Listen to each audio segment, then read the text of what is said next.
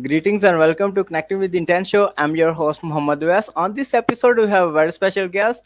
He is the trainer, author, and CEO at the Johnson Leadership Group, Kevin Wayne Johnson. Please join me to give a warm welcome to our guest, Kevin Wayne. Kevin, welcome. Thank you. Thank you. Good to be with you today. I really enjoy the work that you're doing, and thank you for the invitation. Let me start with this. Where were you? What happened? Who were you surrounded with that inspired you to do what you do today? Well, I'll have to go all the way back to my childhood. My maternal grandmother. My maternal grandmother was about 4 feet, 9 inches tall. We called her Granny, and she was always a true inspiration to myself, my brother, and my cousins. So positive, so kind, so gentle, so uplifting, and so encouraging. Always had a good word to deposit into our lives. And she told me when I grew up what would ultimately happen. And as a child, I didn't know anything at all about what she was talking about. But because she told me that I would be actively engaged and actively involved in the work that I'm doing today, I always reflect on how important those moments were. It happened on a Saturday morning at her home, and it's something that I'll never forget. So, my mother was her youngest daughter. My granny had four daughters, and my mom was the youngest of the group. So, I would always have to say my maternal grandmother. What is your higher purpose in life? My higher purpose is just to help people, to support people, to pour into people, to be an advocate for people. I often equate it to you and I being the spark that helps to catch people on fire. Um, Everyone has blind spots. And so we never see ourselves the way other people see us. And so I can see the potential in other people long before they can see it in themselves. And my higher purpose, I believe, is to help people to tap into their potential, both personally and professionally, so that they can be the best that they can be. What have been top three greatest challenges that you have had to overcome? Well, two of those are in the midst of my family. So I have one younger brother. He's 3.5 years younger than I am, and he was born with a mental disability. And so, from the time that I was a child, growing all the way up into high school and college, I had to help my mom to raise him, to support him, to fight for him, to negotiate on his behalf because he did not receive enough oxygen to his brain when he was in the process of being born. And so he's not able to process information at his age like his peers can. And so that was my first introduction to that particular challenge right there in my family. Years later, after college, I meet this young lady. We begin to date. We fall in love. We get married. And from our union, we have three sons. And our youngest son did not talk during his first 2 years. He laughed and he played and he cried and he did all the things that children do, but he never spoke a word. And we knew something wasn't right. And so at the age of 2, we had him checked out very thoroughly, and the diagnosis came back that he has autism. So my youngest son is autistic. He's 26 now.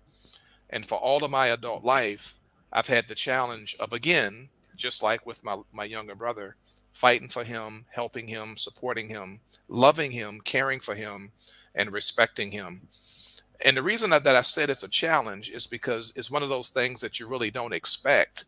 But the blessing has been that I was able to take it into the workplace and I'm able to apply it to the work that I do today to help people and to give them encouragement and to give them the inspiration to remind them that Everybody deserves to be respected, to be honored, to be valued, and cared for. So those are the first two right in my home. And then, as it relates to what I do today as a leadership trainer and coach and speaker and mentor, helping leaders to understand that all of our biggest challenge in terms of being a leader is people. Dealing with people, that's our biggest challenge. And so I had to learn that throughout my career when I was working for the federal government, and ultimately I was able to achieve it. But now I teach it and I train people on that particular challenge because it can be a challenge. What is your greatest failure story? What did you learn and how did you recover from it? Oh wow, you had to ask this one, didn't you?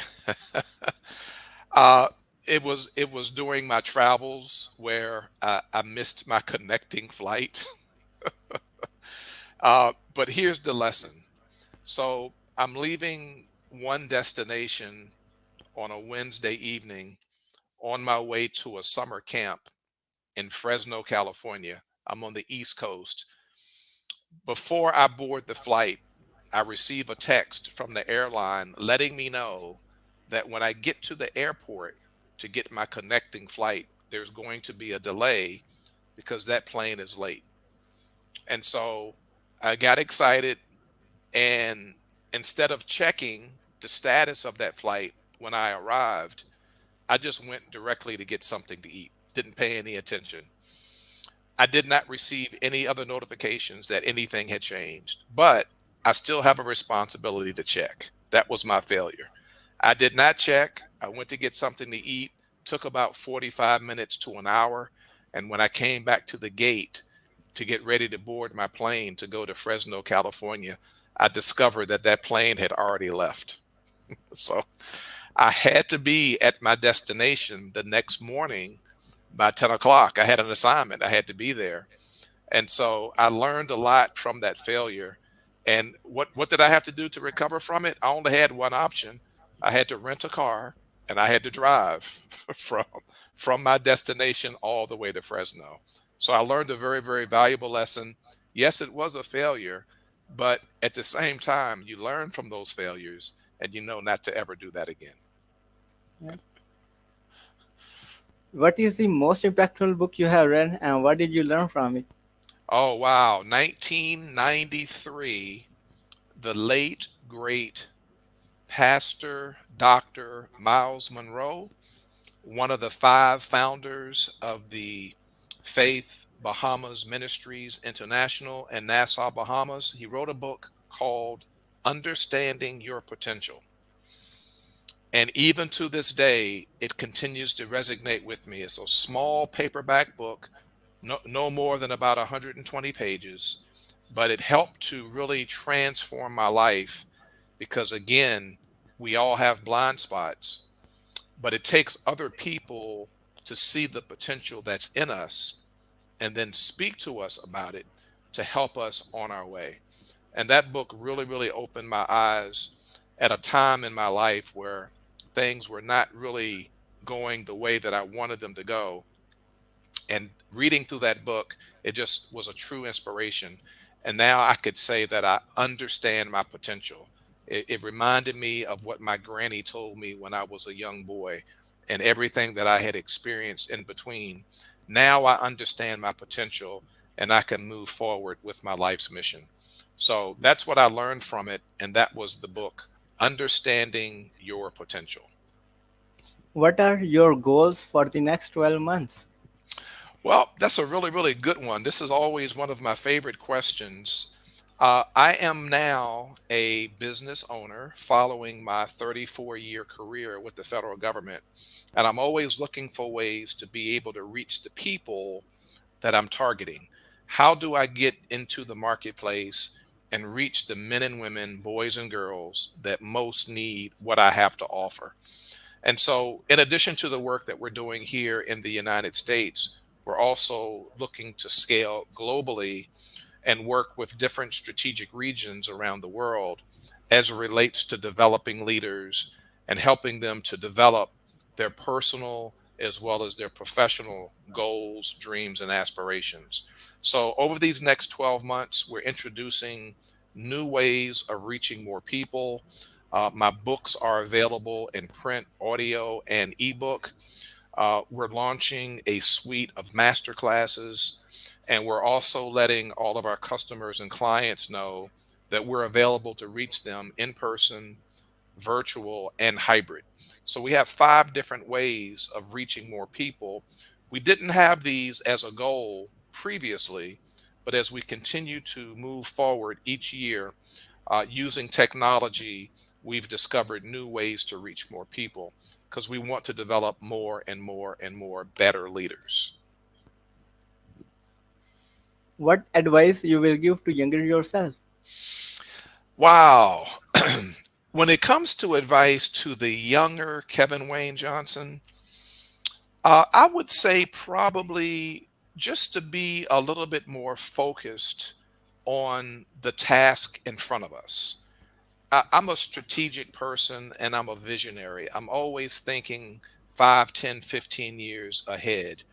But the advice I would give to my younger self would be to pay a little bit more attention to what's directly in front of you, and to be a little bit more tactical and a little bit more laser focused on what needs to happen today, this week, this month, more so than what needs to happen 6 years, 7 years, 8 years down the road. That's the advice that I would give my younger self. That's a great advice. How can we support you? Well, you're doing it now. Your wonderful podcast and the program that you're doing and all the great work is really appreciated, is really valued. Thank you, thank you, thank you. I would encourage all of those that are watching and all of those that are listening to go to the website, the Johnson Leadership Group. We do offer a complimentary 20-minute coaching session on any topic that you would like. You just go to the contact us page and put in your information.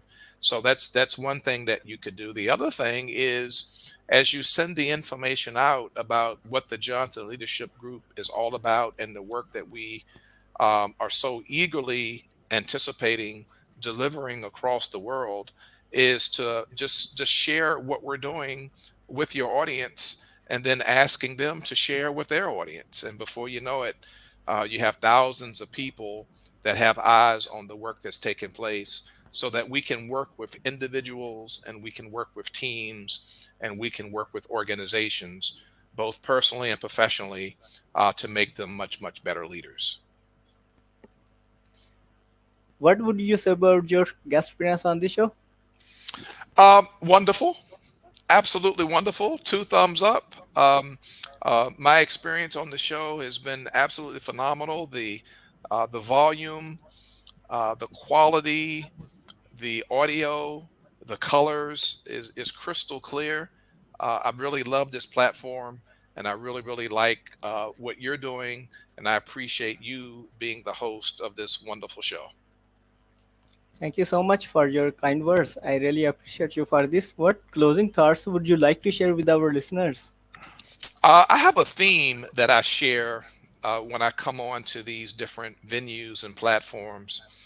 Again, the Johnson Leadership Group is really laser focused on the area and strategies and principles that govern what good leadership is all about. And I always share this theme. Number one, all of us have a responsibility to know better.